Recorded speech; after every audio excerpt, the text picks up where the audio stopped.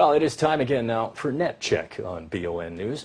China's labor market is finding itself in an odd predicament. During last year's financial crisis, which has dragged well into this year, millions of migrant workers returned home as factories shut down in the big cities. Now, as the Chinese economy is recovering, there's a growing shortage of laborers in some industries in some regions, since a lot of those migrant workers are reluctant to leave their hometowns and head back to the big cities to search for work.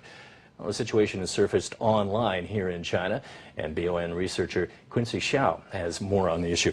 Well, Quincy, having a lack of workers in China is probably surprising to a lot of people from outside of China. What kind of comments are people making about this issue online?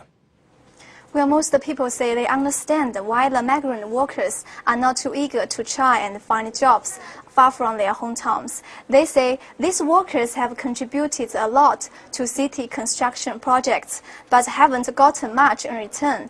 As well, some people also point out that the conditions of many rural areas are improving, so many workers are not as willing to find jobs outside their hometowns. The workers would rather stay with their families than travel far away for months for little pay.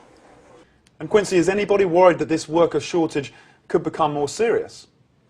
Migrant workers are not just the biggest source of labor for urban construction.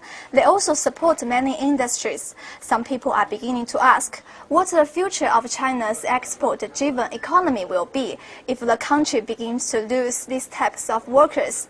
Others say that this could be a sign that China is facing an economic transition, where cheap Chinese labor isn't so cheap anymore. That is BON's Quincy Xiao reporting for today's Net Check.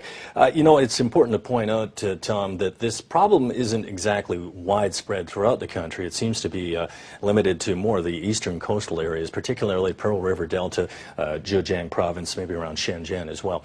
Zhejiang, though, in particular, reporting that it is lacking as many as 250,000 laborers, so that's a significant problem.